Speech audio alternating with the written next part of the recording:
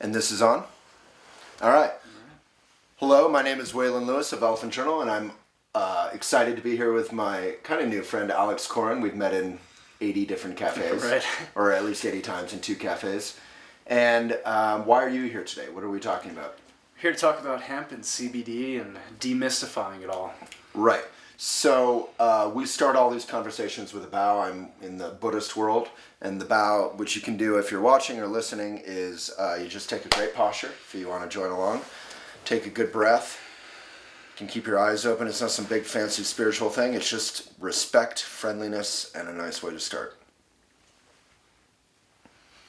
Okay. Everyone can reassume your awful postures. All right. So yeah, definitely face me. So we're just going to have a little conversation. I, with Elephant, go to Natural Products Expo West, which is like 5 million people running around getting plastic samples of sort of hyped up crappy products. Yep. And then within that, there's some companies who are super inspiring. And then within that group, there's some companies who we idolize and worship and tout to our readers because of integrity.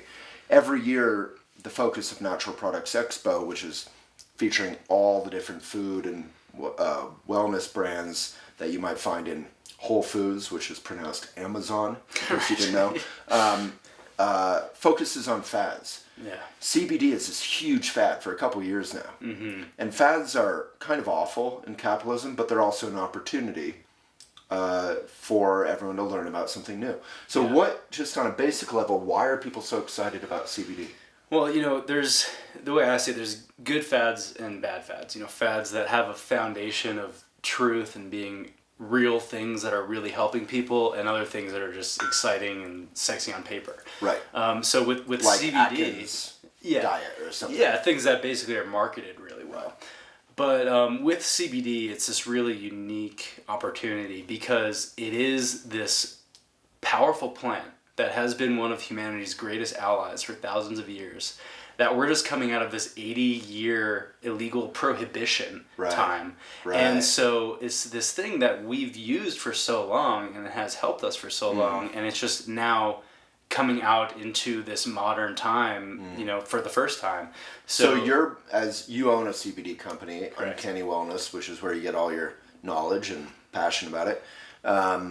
Or I guess your knowledge and passion brought you to create the company. Yeah, exactly, yeah. But you're, in a way, analogous, I love the mention of Prohibition, to a brewery in 1932 or whenever Prohibition ended. Right. This is a huge explosion. Yeah, I mean, the cannabis plant, it's something that people have loved for so long. And, now that people are able to work with it again, we're still figuring out how to talk about it, what phrases to use, what should be on the labels, and it's happening live right now, and it's not just perfectly clear and all set out yet, so it's still very early in the industry. And our job as indie media that's mission driven is to help make it clear. So let me throw a whole bunch of maybe speed round just as a way to start.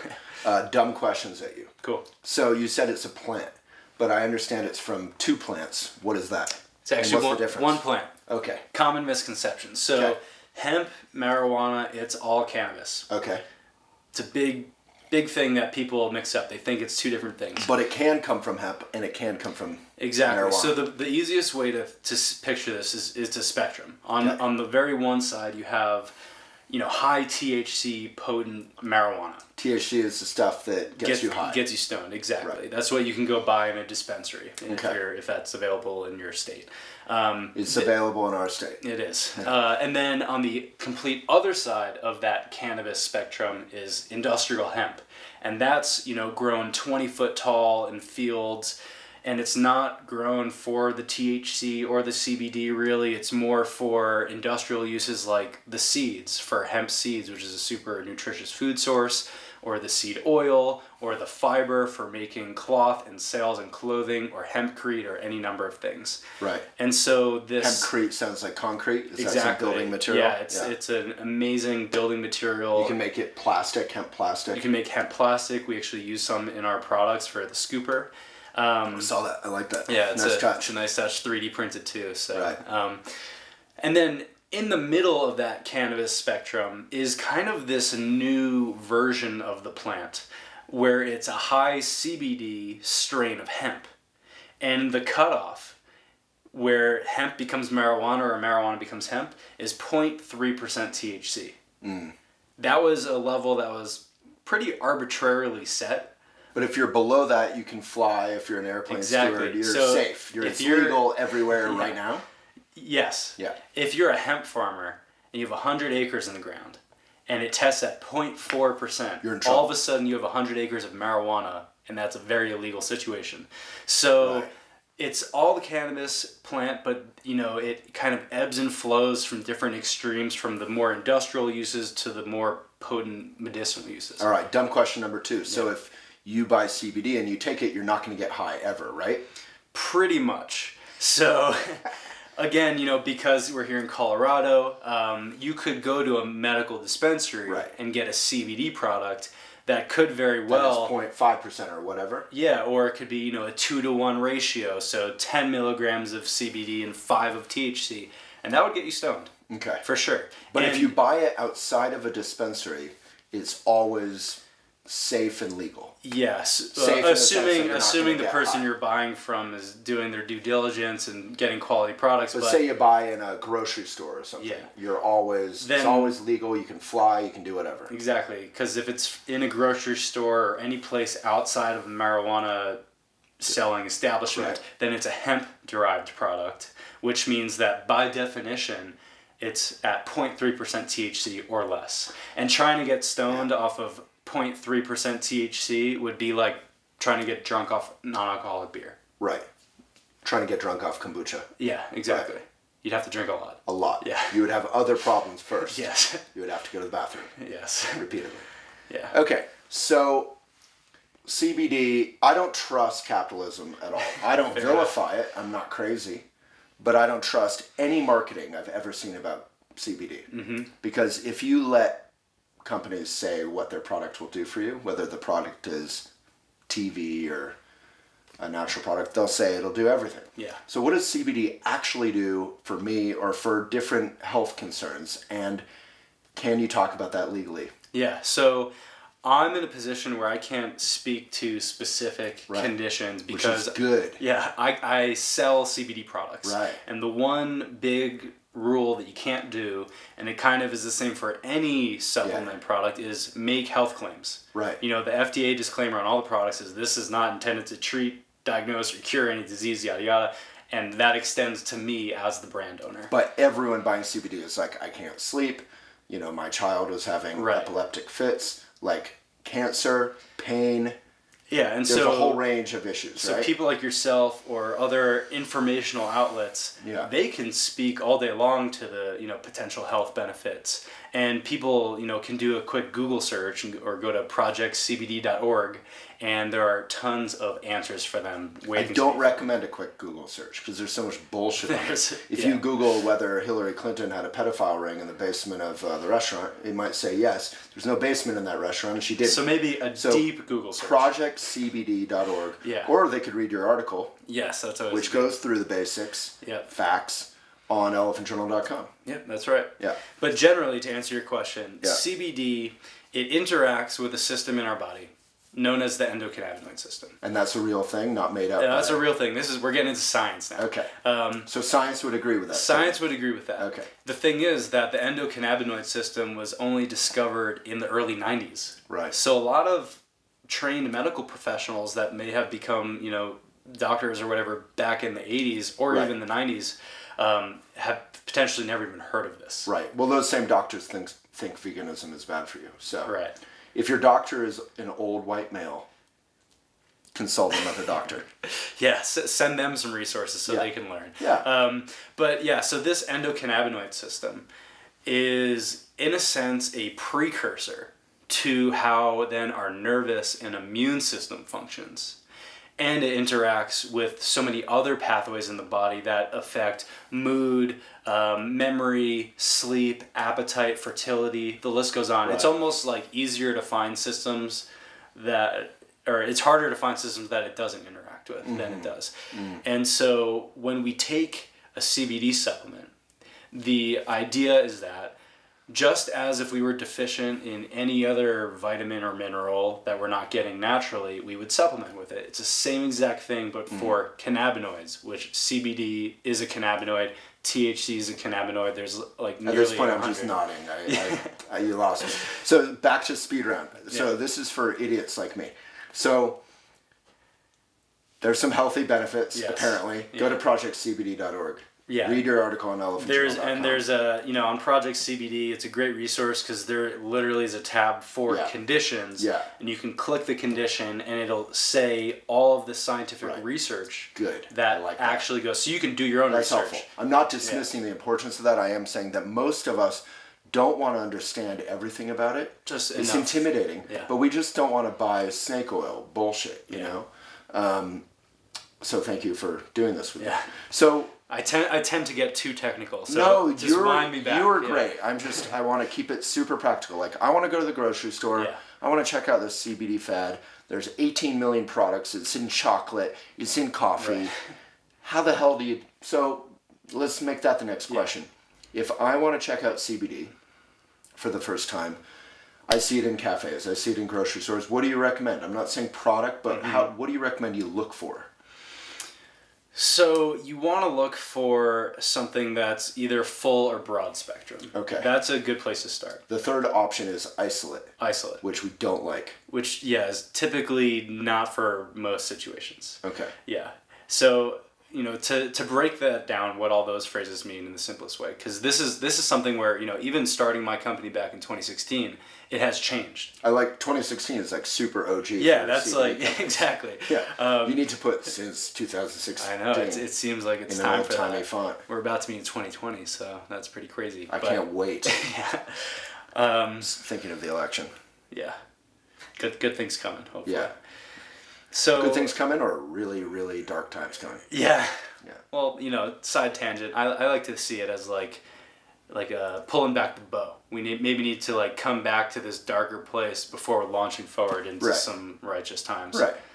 We'll go with that. Other people say it's like the dying spasms of the racist the old guard beast kind of thing. Yeah.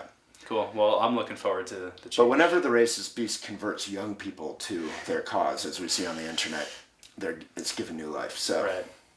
Well, CBD should help that. Yeah, exactly. Well done to bring it back. Yeah, there we go.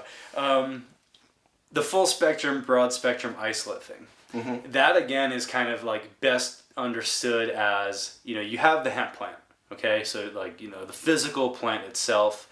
And when you say hemp, it's marijuana as well, but it's below 0.3 is what you're saying. It's not marijuana. It is cannabis. Oh, cannabis. That's right. Yeah, cannabis is the mother. That's cannabis is the plant. Yeah.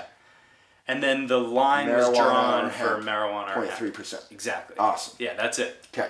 That's another thing about that is it's not male versus female. Hemp is not the male version. That's another common misconception. For all of cannabis. That's a weird misconception. It is, yeah. People think that I don't know where that stems from, honestly. Right. But yeah, all the males release the pollen and all the females produce the buds that have sticky, resinous, parts to receive the pollen. That's how dank buds. Dank buds. Exactly. Cool. So full spectrum products, once you extract from the hemp plant, that extract in its, big, like most full form would be a full spectrum extract. So nothing else has been removed from it. It's minimally refined. It has trace THC. So it's basically the leaf or whatever. Well, it's actually like a sticky oil. So all the leaves and buds get put through an extraction process. You're not trying to take out all the stuff. Exactly. You're trying to keep it in. Right. And so it's like a smoothie. You're kind of blending it in a way. In a way, but it's like just say yes and move on. It doesn't matter. So you have this smoothie that's actually very sticky oil. Right. That's the full spectrum oil. Okay. That's what then is mixed with other carrier oils that you see in tinctures, vapes, creams. All of that is just the oil extract mixed with other oils. Then in the middle, the broad spectrum, as it sounds, it's not entirely full, but it's broad. So it has most of those natural compounds. Full spectrum, Broad is a Broad little more spectrum. narrow. They take some of the stuff out. Yeah, or it's been distilled. So sometimes you'll hear the phrase distillate, and as it sounds, it's like that full spectrum extract has just been distilled down. Some things naturally get lost, but still most of the spectrum is there. So it's pretty good. It's pretty good. So like we intentionally use broad spectrum in our products because not full, because we do 0.0% THC. So take the THC out entirely. That's technically part of the spectrum, so it's technically not full. Why do you do 0.0? Really because some people just don't want THC in their system, whether they're driving a bus or might get drug tested or given it to their dog or their grandma or whatever it might be. We just didn't want to turn people away. Right. And there's still so much benefit in the broad spectrum, you know, the other components in the spectrum working in synergy with the CBD. Do you take 0.0 yourself? Yeah. Or do you take 0. Whatever? Well, I just take our products and they're all 0.0. But if it had 0.03, I wouldn't turn it down. Right. Because it doesn't matter to me. Because you're not really getting high off of it. Exactly, and I have THC in my system probably from other places anyway. So, right. Yeah. Right. So then... I guess my question wasn't like so much like, do you ever smoke pot or eat brownies or whatever, but more like, do you see a value in 0.3 versus 0.0? Yeah, so there is a value, and it comes to this thing called the entourage effect. The what? Entourage effect. Okay. And that is kind of cool because it sounds like what it is too, and that just means that when you have the CBD with these other compounds, with that entourage, you know, of friends that it's naturally with, there's a greater effect. It's like a synergistic reaction that says... So given the choice, you like... why wouldn't Uncanny Wellness, your company, offer a 0.3% then, just as an alternative? So the main reason for that is because we sell a lot to cafes and coffee shops and different places that have it on their menu. And we, you know, in this young industry where there's so much that's unknown and regulations are still coming out, we just wanted to have a THC-free product. You want to like save $1 million in headaches of lawyers every year. Just potentially. Keep it simple. Yeah, so... That's smart. I like that. There's a big difference, though, between what we have as a broad spectrum and an isolate. Because isolate, as it sounds... The third option over here. That's all the way on the other end. That is CBD isolated, taken away from everything else that it naturally occurs with. There's no entourage effect. Right. So it's lonely CBD. It's like literally just in its single molecule form. Right. And that sounds sad. It's pretty sad. Yeah. And it's the most like reductionist scientific paradigm. Strip everything away and then sell it back to the people. Like if you're an astronaut, that's probably great. Like, or if you're a pharmaceutical company. I like vegan nachos, so okay, we're gonna get rid of all the nachos and just give you a pure little strain of nacho oil scented thing that you can lick once a day. That would be sad. Yeah, so it's like, you know, in the philosophy of like, we're gonna strip everything away from its natural form and then put it back together in the way that we want and sell it to you. That's kind of sucky. Isolate. There's probably good uses for it. The thing is, too, that it's in a lot of consumer products because it's the cheapest form of CBD you can buy. Well, that's the segue to the next question. So for your company or for any company that you respect, where are they getting this stuff? So there's a lot of... Is it organic? Is it pesticides? Is it greenhouses? Yeah. Is it people who are making good money? Or is it people who don't have labor rights? Is it U.S.? Is it... So the beautiful thing about hemp and this emerging industry is that it is really empowering rural America and farmers here like no other crop has since it was pretty much outlawed in the early 1900s.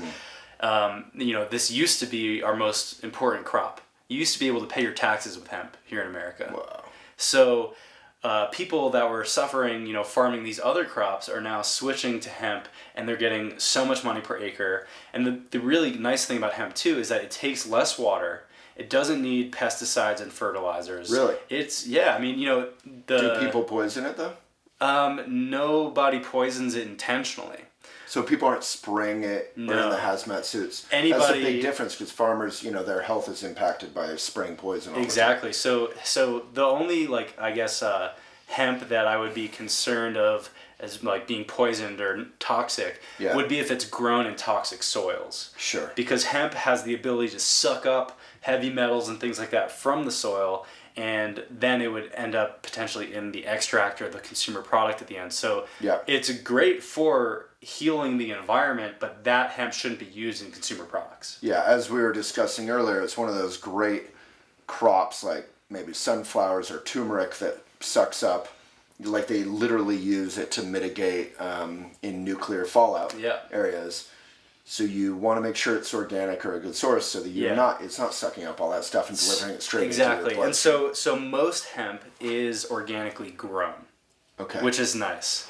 Is it labeled as such ever? There's very few certified organic hemp products out there right now, and yours?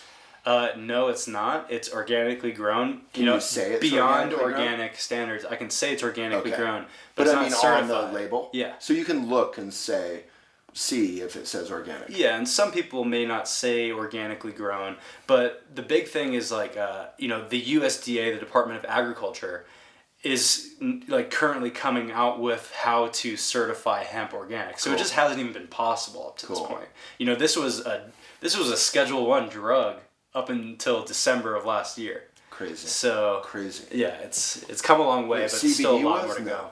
Hemp was. Hemp. Non-psychoactive. Then how are you selling CBD for 4 years or whatever? Because there was a farm bill back in 2014 that kind of opened up the industry to start in like research and pilot programs. Colorado said, "Screw it, we're going for it." Right. And they just started their hemp industry. And you were just like, "Screw it, I'm going for it." Well, yeah. So I was in the marijuana side in California in 2015. Moved here because this was the epicenter of the hemp movement. You moved here because of. I moved here to start CBD the hemp CBD business. Yeah. Oh, cool. And so really, it's all just we're within the first year of it not being a controlled substance. Okay. And it was the 2018 Farm Bill that basically clarified this is not a drug enforcement agency issue now. This is a FDA thing, Food and Drug Administration, and, Department of Agriculture, separating hemp from marijuana, where it was kind of just grouped in the same definition previously. Right. So dumb question again. I am taking my CBD. Yeah. It's not from a dispensary. It's 0.3 and below. I go to DIA, Denver International Airport. No problem, right? No worries? Actually, no worries. You're right. Yeah. It's really funny because there, are still like merchant processing checkout issues for companies like myself and others, and there's, banking things and whatnot. But the TSA has clarified that CBD is cool, and so has the post office. So baby steps. So they find CBD in your container. You're fine. In your suitcase. You have it in your bloodstream. You're fine. Yep. You're good. Yep. Yeah. Yeah, totally. Cool. So, definitely. I like that.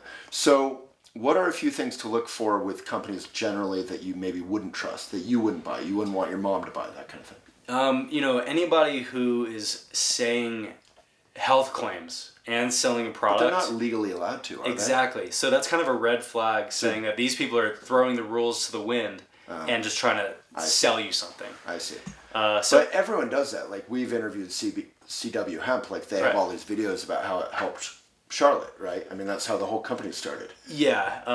I think, that's an interesting case because that is was like on their Oprah brand story. Right. I guess though, what I've seen is companies that are saying, can, literally just listing conditions. Right. And that's kind of a red flag. But they actually put that on packaging and grocery or like stores all accept the marketing. No, so no grocery store. Oh, that's more like your gas stations. I see. Your convenience stores. Right. That are selling, And they are. the kind of flashiest products, No, I see random people on like Instagram or Facebook like my hemp company, and it's like a one-person show. Like where are they getting it? So there's a lot of people that you can get material from nowadays. There's an abundance of CBD oil that people can purchase and then make their own products. Yeah. You can purchase it like online.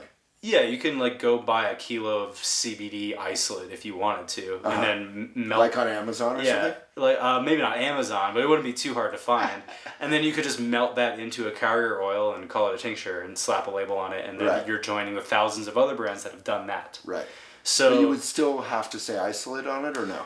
That's part of the regulations that are hopefully coming out soon. I actually think that isolate will not be allowed in consumer products because here's the thing: there's actually a pharmaceutical drug that's being sold on the market specifically for seizures. And you can't have a doctor prescribe a CBD drug and then go to the health food store and get the same thing. That's what a lot of the issue has been for why the FDA is kind of having a hard time coming out with their new rulings. So what I think, and I'm not alone in this opinion, is that CBD isolate will be reserved for pharmaceutical applications, and that more of the whole plant, full or broad spectrum extract based products, that'll be allowed in consumer products. Cool. Hopefully. So, what was I going to say? So we met in line at the Goat or something. At least I remember that. Or maybe I tried it. But Goat, and you were saying, you were checking at the time whether the CBD they were selling was water soluble or oil? Oil soluble, yeah. So what's the difference there? So if I'm buying CBD, putting it in my coffee, it's probably expensive. One of those two is probably not as good as the other in terms of actually digesting it. Yeah. In taking in the good stuff. Mm-hmm. Yeah. So when you think of CBD oil, that's the natural form of the extract. That means it can be dissolved in other oils, but not in water.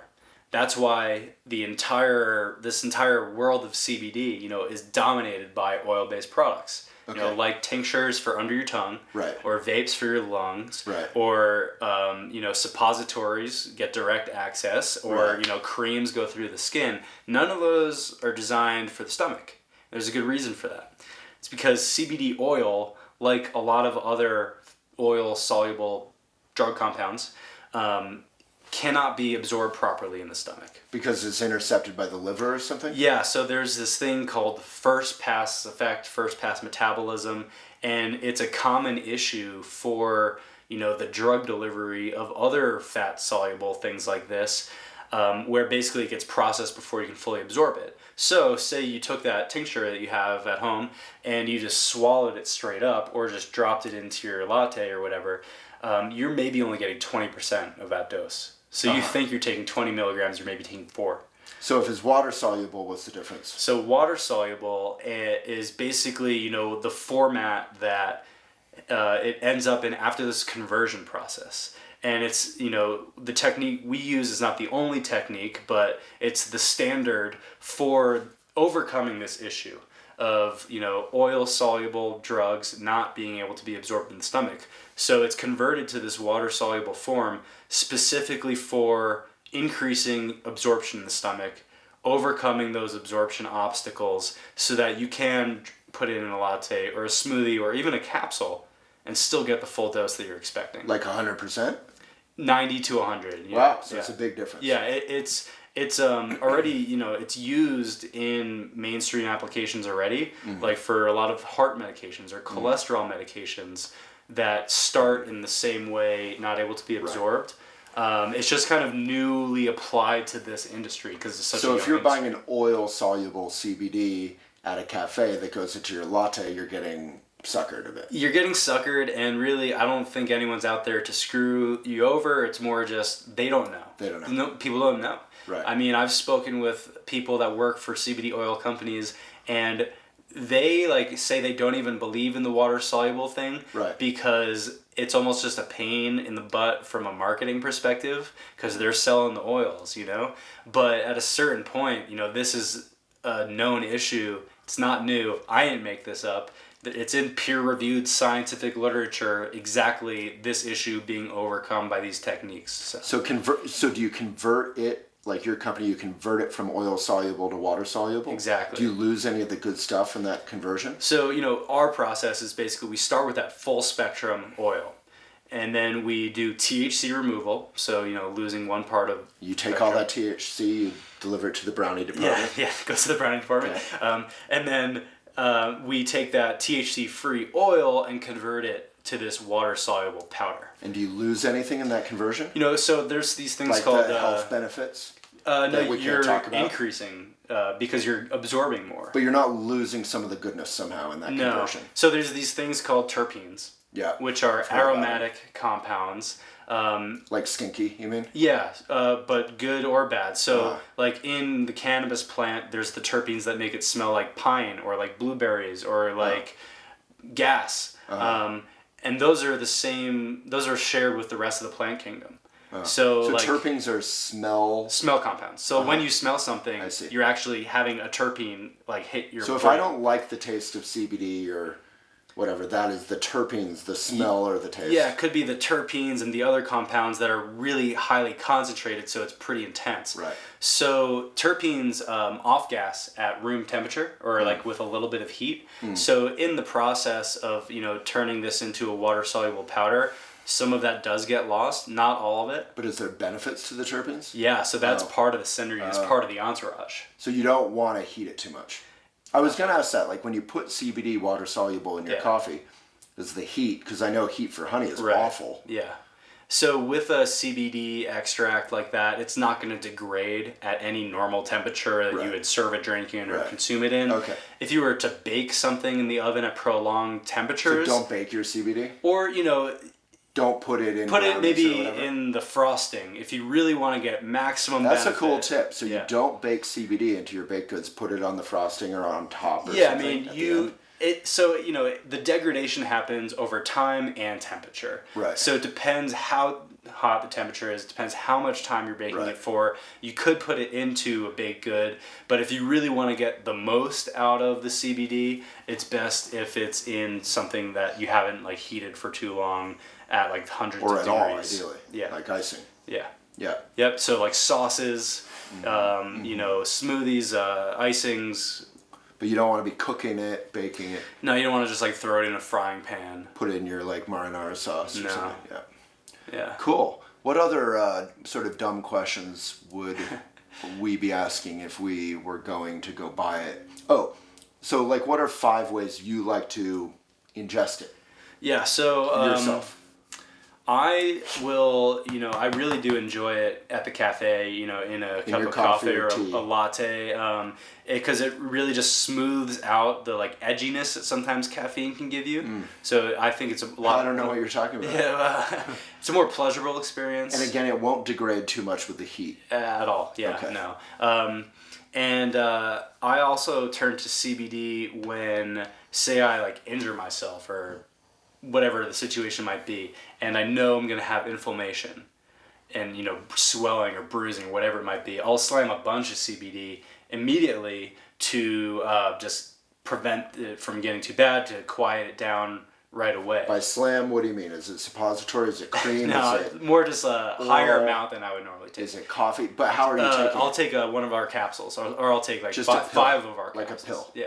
Okay. So I'll take like 100 And those milligrams. have to be water soluble? So similar, because it's going exactly. You got it. So the water soluble thing, it's really great because that allows you to mix it into any liquid. Right. But really, it's just a placeholder for any technique that is specifically for overcoming the absorption issues. So water you mostly take pills.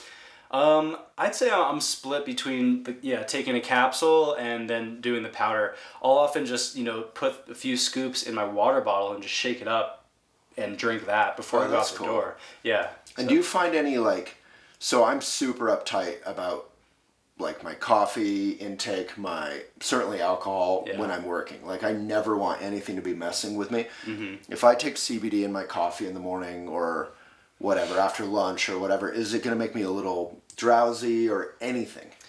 If it's 0.0. If it's 0.0, it really... anything. It depends on the person. Am I going to want a nap?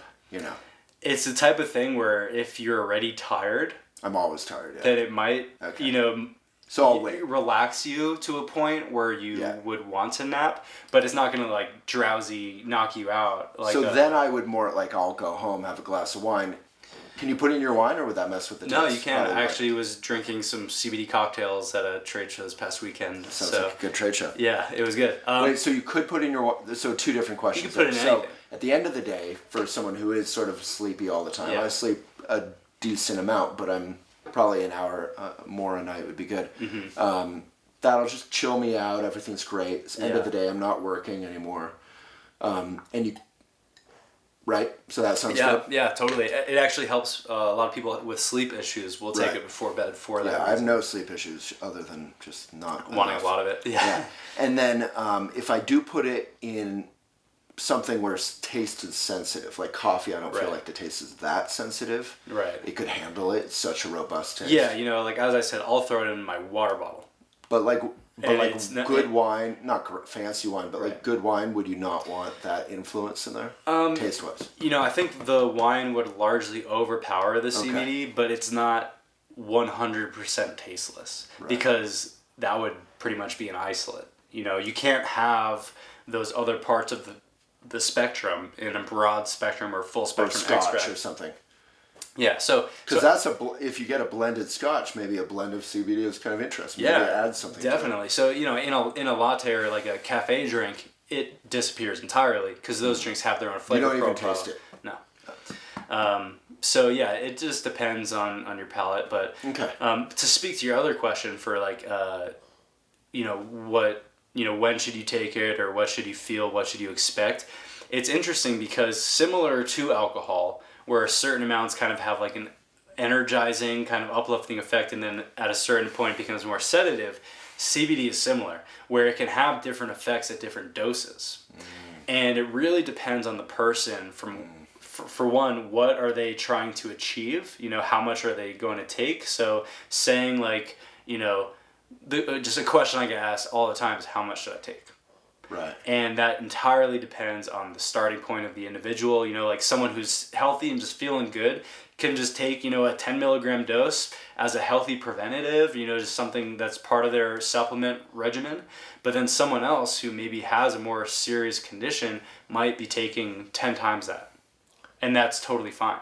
The sweet spot's different for everybody. And coming back to the science, this is a question I always have. I'm like, okay, I have all these damn like vitamins I'm supposed to take, and then I read 8 articles a year in the New York Times that are saying vitamins are either really good for you or they're a total waste of money. Let's look at it.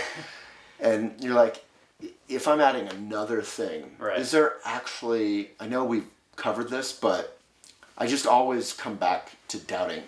I'm healthy right now. Doubt is good to have. Yeah, and I have little injuries from time to time from running or basketball or whatever, but it's connecting with my endocannabinoid system, which nothing else is this actually worthwhile? Yeah, and so for some people they take one dose and it's absolutely life-changing. And that speaks to the fact that they either had a major deficiency in their body or something along those lines, like they wake up the next day, they're like, or dogs are a great example because every animal has an endocannabinoid system. Right. And so we humans tend to overthink things, but pets don't. So if you have, an older or, hurting dog that's kind of whimpering and slow to move, I've had people say they gave their dog one dose and it jumped in the back of their truck for the first time in 8 years. Oh. So, those are, I think, testaments to really how powerful this really is. Yeah. And I love Americans. We're like buying CBD for pets. And then we're factory farming we're factory farming like billions of other animals. Right. Yeah, we're crazy. It's a bit nutty for sure. Yeah. Cool.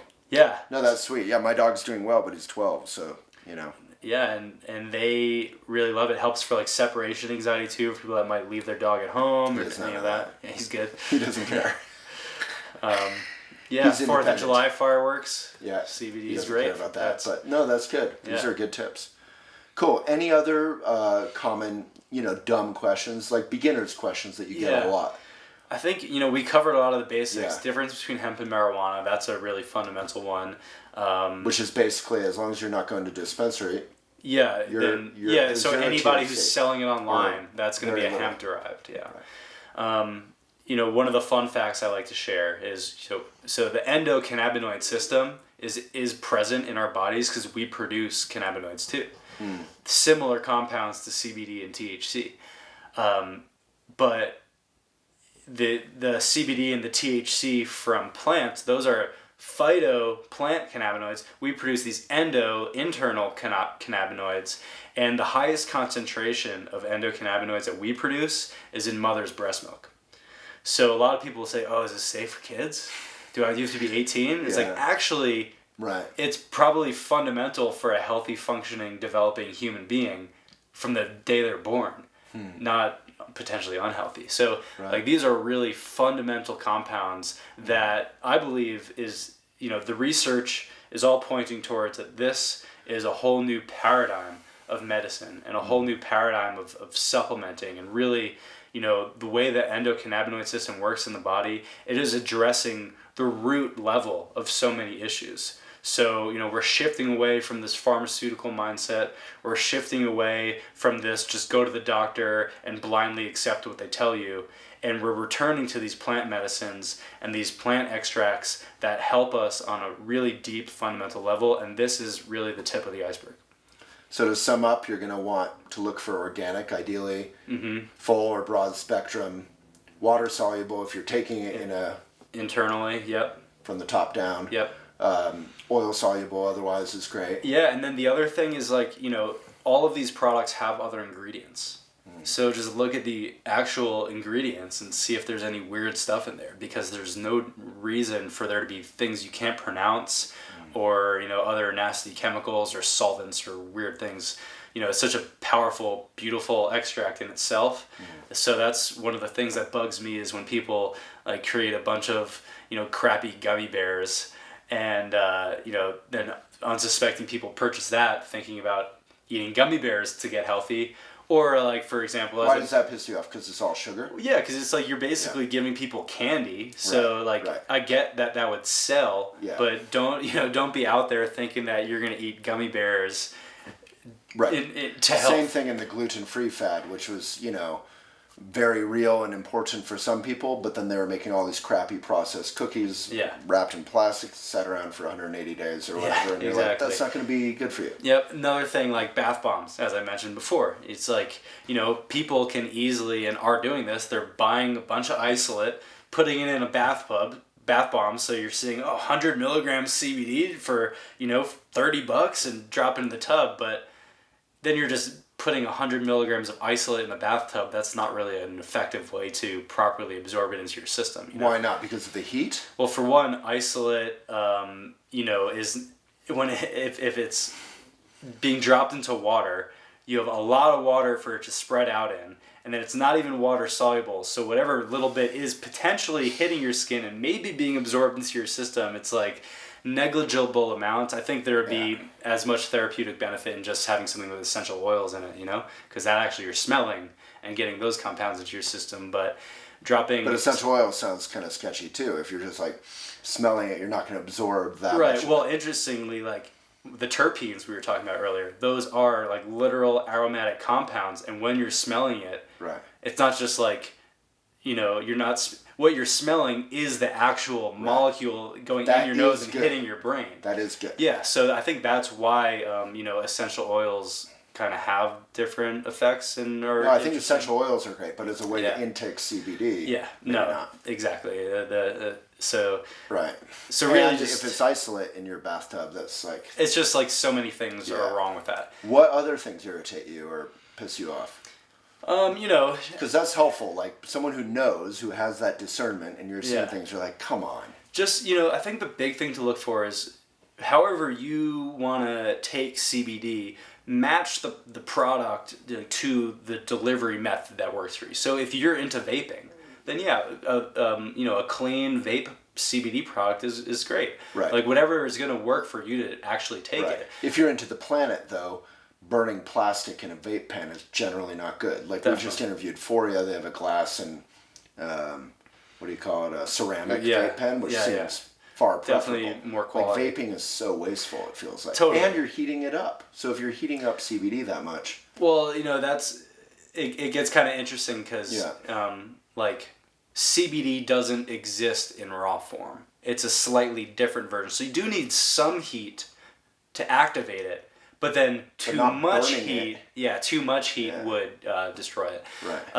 But I was just, as I said, at this trade show, and there was this other CBD company there, and they said full spectrum, THC free, which, hopefully anybody listening to or watching this now knows that just doesn't make sense. Well, THC is part of the spectrum.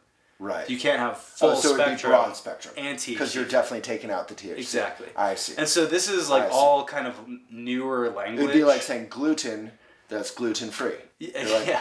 No. Yeah. Okay, got it. Exactly. So Cool. yeah, it's just, and I think so much of it just comes down to everyone's trying to figure this out still, and so many people are trying to understand it and learn about it, and some people just aren't and are just taking people's words for it, or whatever the flashiest marketing company is, that's who they're buying from. So just a little bit of common sense, a little bit of due diligence.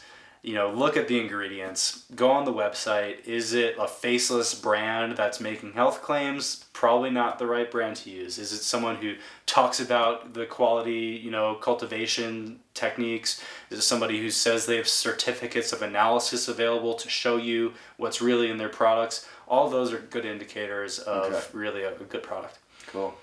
All right. Yeah. Well, thank you so much. Thank you, I man. appreciate It's it. been fun. That was a good high five. It was. Some real good info. Uncanny Wellness. Yep. Check it out. Yeah. And Alex Corin. Yep. Thank you. Appreciate it. Appreciate your time. Cheers. In a sea of BS. That's right. Some real info. Bringing some truth. Yeah. Cool. Thank you. Thank you.